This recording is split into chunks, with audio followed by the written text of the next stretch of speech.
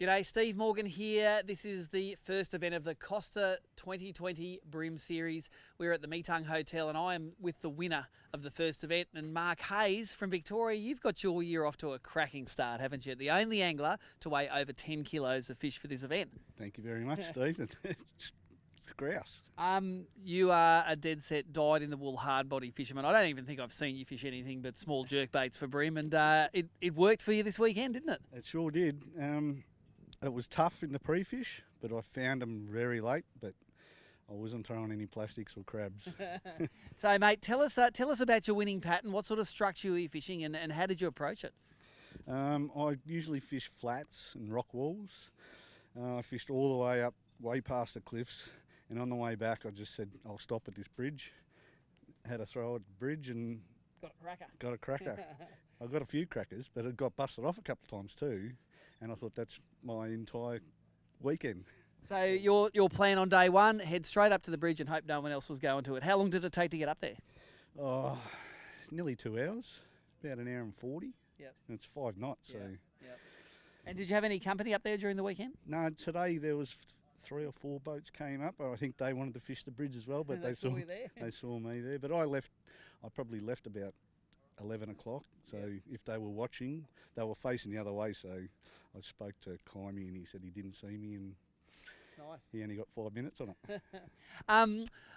I tell you what, cranking bridges is something that's won lots of events before, but I don't think it's won an event at Gippsland Lakes here, and it's really interesting to see that structure holds up for 2 days. Obviously, your day one bag, that 5.6 kilo bag, was the biggest. How many fish did you catch to put it together?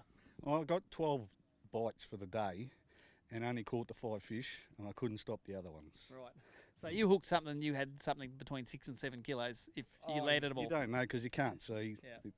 I even tried free spooling like what you do, and it just made it worse. It just further they went in.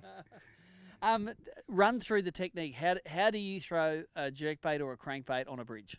You cast it as close to you as you can. You roll it back with twitches, but it was the paws. They were eating it on the paws. Yep. And do you like a suspending crankbait? Most of them are. But yes, no, actually I like floating ones. So it comes up slowly. Yeah, but with the floating one I just put bigger trebles on it so it floats slow. But yeah. Run us through your tackle here, mate. You've got an old favourite rod here. I think it's done a few miles. Run us through this rod and I'll show it to the camera. It's a dancing bream from Smith. It's just it gets them out of spots, but when they get in there, I don't think anything can get them out. I've got 4 pound braid on there, Berkeley, and 1 litre. 4 pound leader, which a lot of people don't like throwing 4 pound into the bridges or any structure, but I only throw 4 pound no matter what. And tell us about the reel.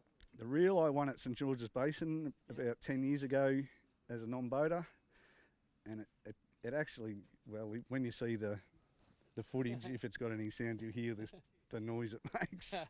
So it's a well-proven reel that's caught you thousands of fish. Thousands and thousands. It's good. I love it. Mate, your 2020 season has started fantastically. You're leading the Angler of the Year at the moment. You're going to be doing 2 events in Victoria, 2 events in Tassie.